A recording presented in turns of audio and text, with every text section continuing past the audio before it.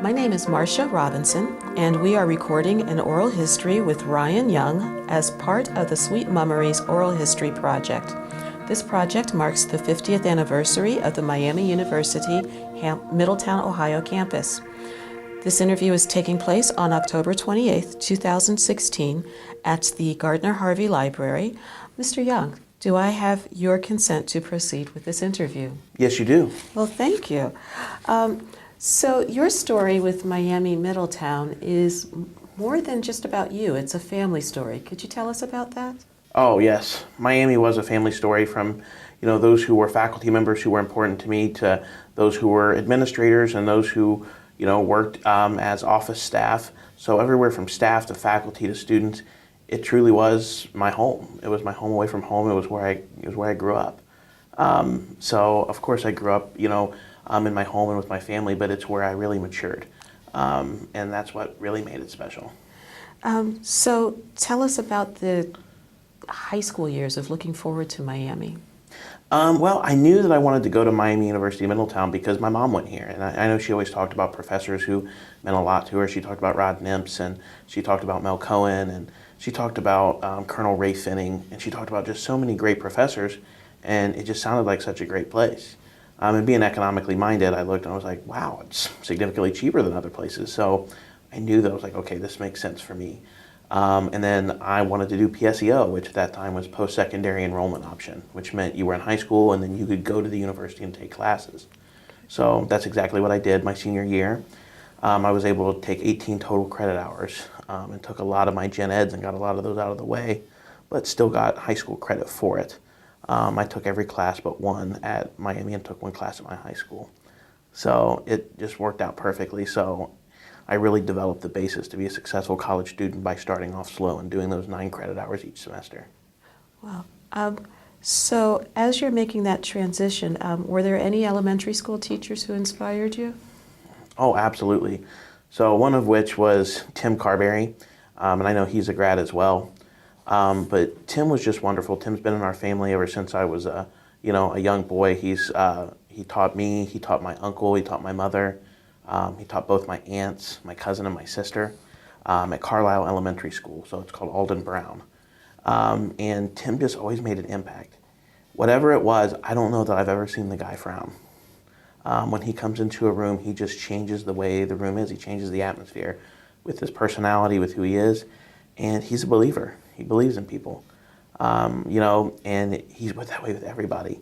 We joke whenever he got his first Facebook, we made bets on how quickly he was going to get to 1,000 people. Well, he started on like a Monday, and by Friday he had 1,000 people. I think he sits at like 5,000 or 6,000 right now. And coming from a small town like Carlisle, where we're not even a town, we're a village, that's pretty impressive. We one day saw him walk down the bridge, and literally every car rolled their window down. We saw every hand come out and wave at him. He's just like a local celebrity. But he's a local celebrity because he loves people, which made it even better. Did that energy about teaching, did it continue with the teachers that you had here at Miami? Oh, absolutely. I had a lot of wonderful, wonderful professors here. In fact, just last night I was helping a student get registered for classes here. I helped her get, admitted, and she's like, well, I heard that when you're at college that professors won't help you and that they won't do this. And I told her it was exactly the opposite. And I talked about many of the great professors I had here. A lot of them were in the sciences because I was a high school science education major. But one of them was specifically Paul Harding. So Dr. Harding taught biology, and he taught genetics, and he taught a lot of other things. But whenever I learned from him, he came in the classroom and he was so excited about biology that if I wasn't excited when I got there, I was excited by the time the class was over. And he just cared so much about the students. He was always in his office, whatever you needed help with. I mean, I know there was times that I struggled with stuff, and he would just stay there and help me till I got it. But not only him, but I would say the professor that had the most influence on me was Howard Vail. So Professor Vail taught me chemistry. I had him for an entire year. Additionally, I worked in the chemistry lab for a year, so I got to, or for an entire summer.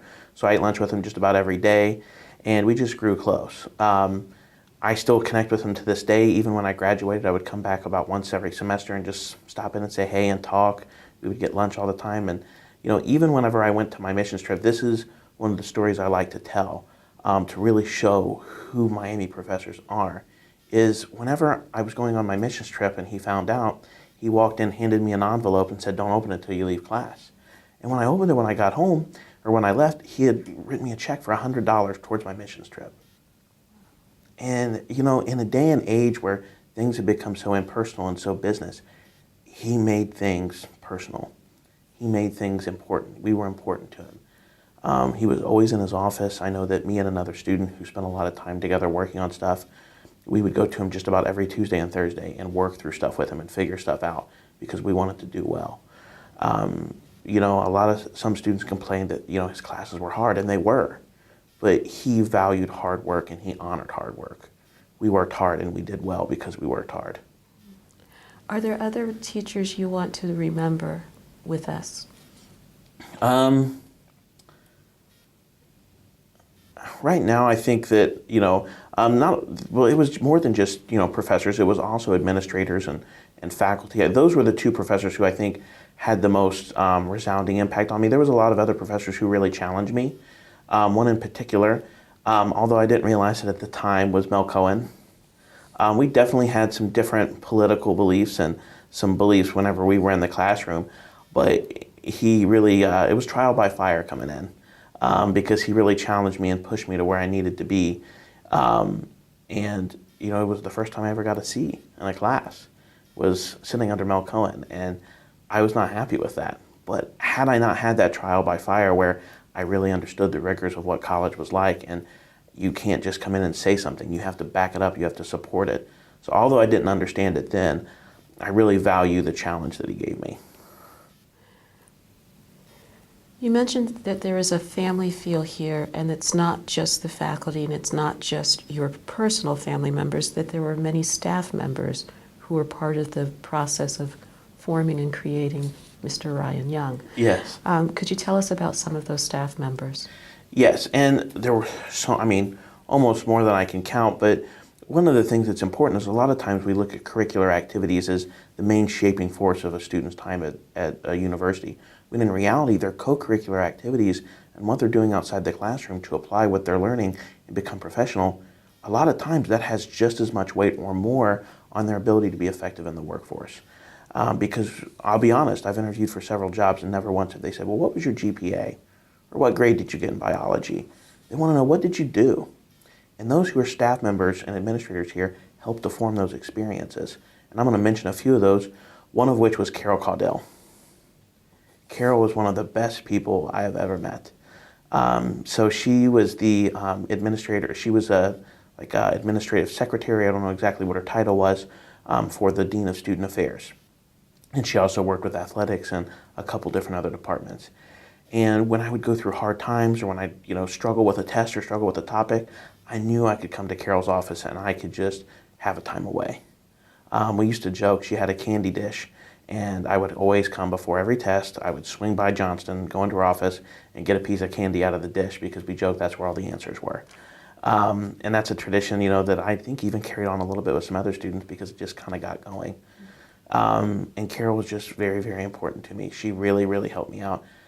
Sometimes with students, it takes a little bit of going the extra mile, and she did that. She gave the time, because a lot of people, like I said, in this day and age, the microwave society, people don't want to give the time because they want something quick that they can get over with and mark off their checklist. We were never checkbox items for Carol Cordell. Another person, one of the ones who I would say had some of the most profound impact, is Dr. Bob Rasmussen. And I can't begin to tell you the impact. It started on the day I was a sophomore. And it was right before school started, and I was sitting in the chair in the dean's office. And he walks in and he introduces himself to me like, Dr. Bob does. He's happy to meet people, he's jovial. And so I get to talking to him, and he tells me, just in my 10-minute conversation, he's like, you seem like a leader. I was like, really? And he was like, yeah. He's like, I want you to start an organization for me. He just started at MUM. He had been at Hamilton for years, and he had just taken on the regional role. And he asked me to start the first activities board. So I worked with Dr. Bob to create the first activities board. At that time we called it CAB, Campus Activities Board. But he believed in me, and at the time, I hadn't been staying after. I'd been going to class, working in the gym, and coming home. And so there really was not a lot I was doing. But he pushed me to be a leader just simply by believing in me. He spoke words to me that encouraged me and made me believe in myself. After that, he talked about a new thing they were creating with the new director of student activities, which was going to be campus orientation leaders. And he's like, listen, you're a great representative for the university. I want you to be one of our campus ambassadors and then be on the campus orientation leading group. I was like, it would be great. And when we were doing that, I would talk to him about it, and I would stop in his office and chat with him. And he always made me feel like, even though it was such a small job, he made me feel like I was an essential cog to this university. There's that. I had opportunities to go in and just sit and chat with him. Now that I'm in administration, I realize that my day is packed. I have stuff to do all the time. And when people come in my office, I'm almost in my head like, okay, I've got to get stuff done. But when I came into his office, he turned away from his computer, put his pen down, and would just sit and talk.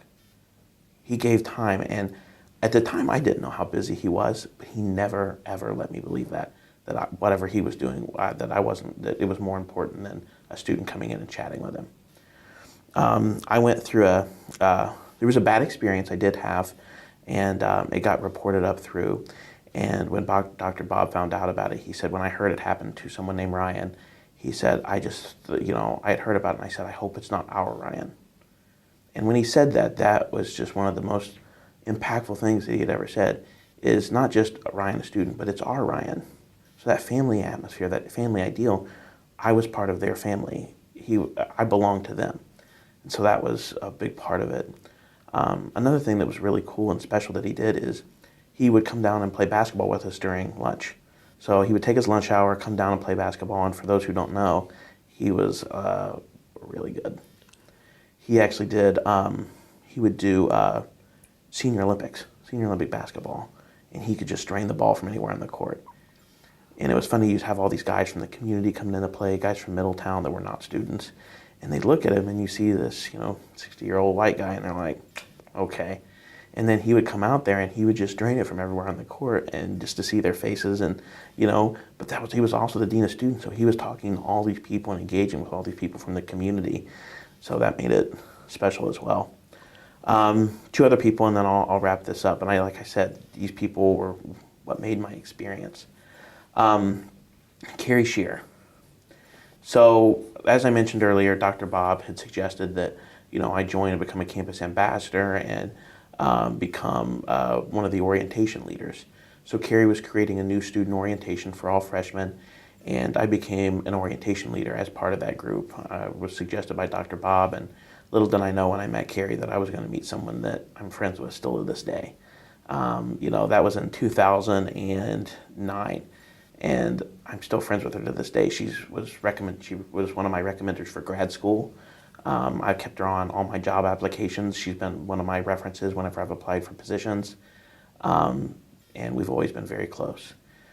But in doing that, I was opened up to a brand new world. It was so much fun. And then from becoming an orientation leader, Carrie decided she saw something in me that she thought I would be a good orientation coordinator, which meant I worked with another student. And her and I coordinated the whole new student orientation. And so she made us the coordinators, and we led it. We trained all the leaders, and she gave us a lot of autonomy. And before that, I'll be honest, had I looked at me, I would not have thought I was ready, because I was raw. I opened my mouth a lot more than I probably should have. I didn't know how to be a leader, and I didn't know how to be professional. But she pushed me, and she challenged me, and she turned me into somebody who was ready for grad school. I couldn't have done it without her, because I was raw and I acted like a dumb kid.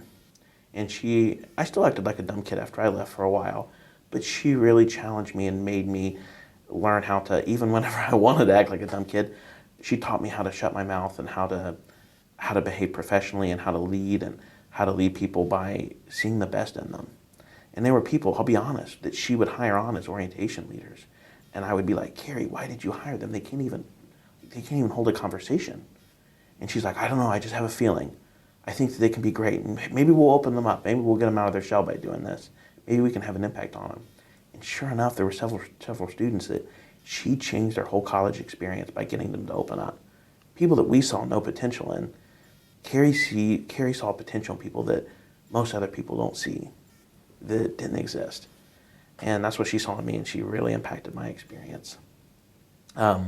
Additionally, both her and Dr. Bob wrote recommendations for me to get into grad school. And then they both wrote recommendations for me to receive the President's Distinguished Service Award. What's that? The President's Distinguished Service Award is an award given out to graduating seniors. They give out 15 a year. They have to receive recommendation from faculty or staff. And then there's a committee from all different departments throughout Oxford and Middletown who go through all the different nominations, and hundreds of people are nominated, and then they pick out 15 of the best. And then you go up to Oxford and Cumler Chapel, and they give you a medal, and the Glee Club comes in and sings, and just a beautiful, wonderful experience. Funny note is I do have my head was a little bit too big for the medal, so President Hodge had to give it a little shimmy to get it on. So even though it was a little embarrassing, it was still a fun memory. Dr. Bob and Carrie both came and celebrated with me and came up and took pictures on the stage with me and President Hodge. And it was just, whenever I found out I had won, I was student teaching, and I had just had a horrible day. It was just a very rough day. The kids were wild. It was springtime. They didn't listen to me. I lost control of them that day. It was just a bad day. And I was just like, man, I just need a win. That's what I said. And I got a text from Carrie to call her, and I called her, and she's like, I've got great news. I didn't even know that she had nominated me for it. They had done it in secret and told me that I had won. And it was just, I was forever grateful to them that day because I needed a win bad. And I got it that day. And it was just because they took the extra time to nominate me, and they saw something in me that whenever I was here, I didn't see myself. It sounds like you caught the wind under your sails, but charting that path into administration and development, that's a step away from the high school or public school science lab. Can you tell us about that journey? Yeah, so one of the things I did when I was here is I worked in just about every office you can imagine. I used to joke when I would start in a new office that they would say, oh, are you new? And I would say, well, I'm new, kind of like a used car, new to you, but not new to a lot of other people. So I worked in athletics for 4 years, and we can talk more about that as well. I worked in the Office of Admission. I was an orientation leader and then an orientation coordinator. I was a campus ambassador. I worked in the Office of Student Activities for Carrie. And I was Flash the Thunderhawk for a very brief stint when they didn't have one. Yes, so I was Flash the Thunderhawk. I only did it for a summer, which is the worst time of year to be Flash the Thunderhawk because there's nothing in it to cool it down. But it was fun, and I didn't want to do it, but they're like, Ryan, we need somebody. And for Miami, I'm like, I'll do anything for Miami. If that's what it takes, then I'll be Flash the Thunderhawk. So I became Flash the Thunderhawk, but in that process, I got to meet a lot of great people, and one was Tyler Bradshaw.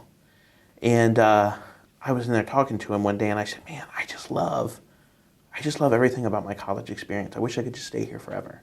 I wish I could always work on a college. I wish I could always work here. And he's like, well, you can. I was like, yeah, but I don't even know how to go about doing that. Like, what kind of degree do you need to have? I have a degree in education. He's like, well, have you ever heard about student affairs in higher education? And I was like, no, tell me more about it. So he told me about getting a degree, and it's a degree aimed with working in a university. So I started looking into it, and I applied to Miami's program. When I applied to Miami's program, Dr. Bob and Carrie both wrote me a letter of recommendation. And I'll be honest, at this point I had won the President's Distinguished Service. I had worked in every office. I was the consummate Miami man. I thought, I'm for sure getting into this program. There's no doubt about it in my mind. And then I got the letter that I didn't get in. And, I was all broke up about it, but then I found out they accept 20 people a year, and they only accept 10%. Only 10% of them are Miami grads. Because they want to get some diversity. So I didn't make it. But then whenever I applied to Wright State, I applied way late in the game because I didn't anticipate needing a backup school. I applied on a Friday, got a word from them on a Monday that I was so late in the game they didn't know if they had any interview spots open. I found out I found out the next day on Tuesday that an interview spot had opened up on the following day on Wednesday. And I went in and I interviewed on Wednesday, and I got the call that they accepted me on Friday, because they were so impressed. And one of the things that really impressed them was having that Miami pedigree. I remember my first day at Wright State. Every time I would talk to people and they would ask where I came from, and I would say Miami, the response was almost uniform. Oh, Miami. It was uniform. I walked in, and whether I was horrible or wonderful, I got an instant level of respect because I went to Miami. And at that point, I called and made my first gifts, because I was like, well, I'm going to pay it forward, because, when I pay it forward, when I give money back to the university, I am helping to keep that reputation that when people hear Miami, they say, oh, it's Miami. So that was a wonderful aspect about it as well. But without Tyler's help, I never would have known about student affairs in higher ed. While I was there and, working in admission, I was like, oh, I want to work in admission. While I was there, interviewing, I got an assistantship. An assistantship is where you work for 20 hours and they cover your tuition and they give you a stipend. And I got an assistantship in the Office of Alumni Relations. And so I was in Alumni Relations, really enjoyed it.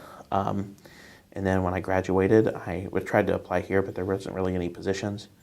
And so I went to University of Cincinnati and worked there in Alumni Relations for 2 years.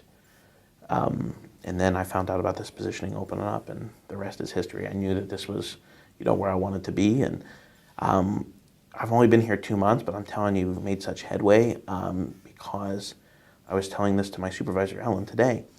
When you start at a new university, you have to take time to develop that level of pride and affection. When I started here, that level of pride and affection was already at peak number.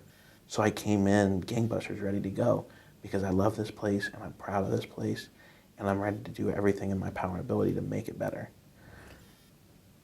I'd like to talk about that Miami pride.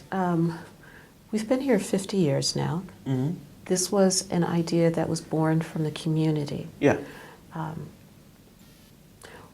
What is it that needs to be kept for the next 50 years? I think that when you talk about preserving what Miami's been for the last 50 years, I don't know that it's an institutional thing that you can say this is an institutional mandate that we're going to prioritize this. I think it's prioritized in your people. Because one of the things I found is Carol Cordell was here for years, decades. Dr. Bob was here for decades. Chuck Mack's been here for decades. All these people who have worked here have been here for forever. And that's why they have such affection and pride for the place, is because they are ingrained into it. It's part of their DNA. And so I think in order that we can maintain that is we find people who are good and who love this place, and we treat them right and we keep them. And I think that's what's going to be able to help us to keep that. And then those people is we have to be open to the community. And we have been ever since I've been here. Whether it's the Wilkes lecture, the Casper lecture, we stay open to the community. We do the things that we can to encourage the community to come and be a part of who we are. We're not a monolith sitting on top of a hill. We are open to the community. And one of the things I love is throughout the years is we do things in the community that people don't even know about. Working in athletics, I got to see some of the things we did for the community.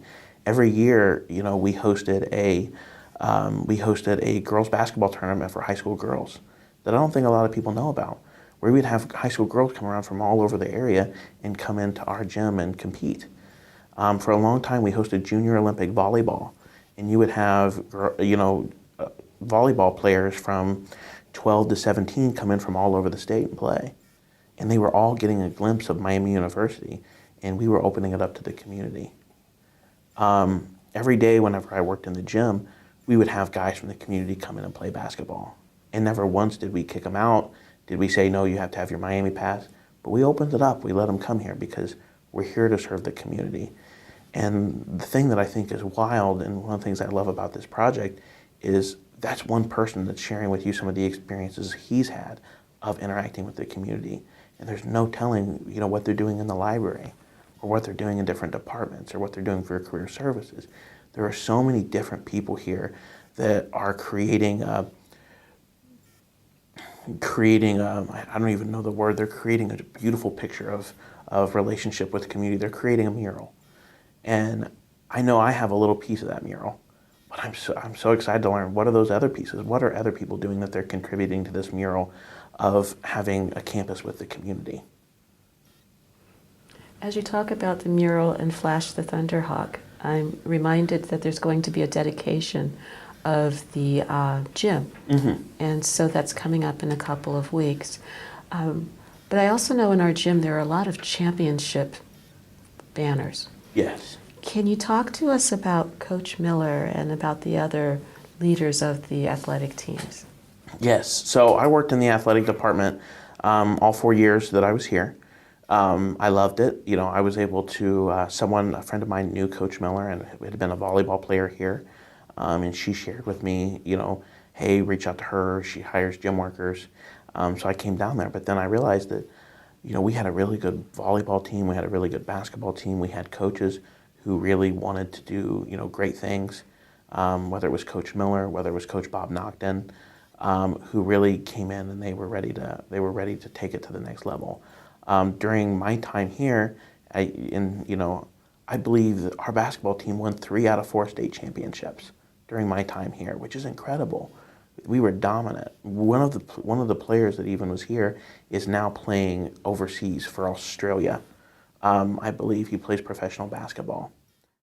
Okay, so as I was saying, Dr. Bob, not Dr. Bob, Bob Nocton, excuse me. Bob Nocton would work with players and he would find players who had talent and ability that were, you know, even above the ORCC, which is the Ohio Regional Campus Conference. Players who had the ability to play at a D1 or lower level D1 or higher level D2 ability, but had for, you know, other reasons just had stuff that impeded them from getting there. But he would take them and he would give them an opportunity to be successful, and he would train them. And what he would say is, what we're going to do is we're going to get you here, I'm going to have you work with us, and then I'm going to work myself to get you into position to succeed. And many of the players that he would recruit would go on to those upper level D2 schools after a year or two. But that's what he said, come here, play for 2 years, I will make you even better, and then I will get you a scholarship. One of the words that we've heard from many people is opportunity. It sounds like you've found that with the athletic program, that there are people who need that opportunity.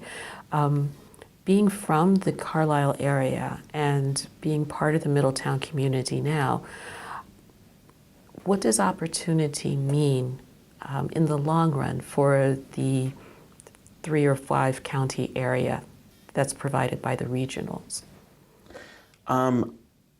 So in regards to opportunity, I believe that Miami University Middletown provides opportunity to students that they otherwise might not have. Whether it's due to location.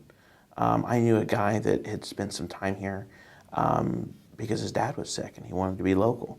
And so he spent a lot of time here at the regionals. I know for me, you know, like I said, the cost made sense. I didn't want to leave school with a bunch of loans. So I was able to get a Miami education here at the regionals where I was 20 minutes from home. And it was because of the opportunity. As an employee, I'm a youth pastor as well. And I have an opportunity to work at a place I love and work in higher education and still be close to my church and still be close to my family. They provide an opportunity for employees as well. So across the board, you're finding opportunities that otherwise would not exist without Miami University Middletown being here. I've at times called it the jewel of Middletown, or the unknown jewel or whatever, that a lot of people don't know, actually how impactful this campus is. I mean, the impact it has on the community, and it's, for those who have not been here, it's gorgeous. It sits on 144 acres of beautiful forest. We have trees here that, you're not going to find anywhere else in this area. It's kind of a tree sanctuary of sorts. But yes, it's opportunities that otherwise people wouldn't have an opportunity to have. And speaking to alumni, because that's part of, that's what my job is all about. I've had alumni tell me, without Miami University Middletown, I probably wouldn't have gone to school. Because I didn't have the money, I didn't have the resources, I couldn't go away somewhere. Whatever it was, Miami University gave them an opportunity that they otherwise wouldn't have had. Is there anything else that you want to enter into the record about the 50 years of Miami Middletown? Just what Miami Middletown means to me. You know, when I came back here, whenever I got the job, we even put it in the newsletter as such that I came back home. This place is home to me, whether it was sitting in the bottom floor of Feskin working on my chemistry work, whether it was working in the chem lab and getting a chance to go have lunch with Professor Vale, whether it was working in the gym and traveling with the basketball team all around the state to do basketball events, whether it was sitting in class with amazing professors who really wanted to be here, who had real world experience. It was just home. I can't look back and say I wish I would have gone somewhere else, or I wish I would have done things differently. To live without regret is a wonderful feeling. And I think we all have some level of regret about other areas, but I'm so glad that I can look back on the 4 years I spent here and not have regrets about where I went or what I did. And Miami helped me to achieve that, to live those 4 years of my life without any regret. Do I have your permission to discontinue the recording? You do. Thank you.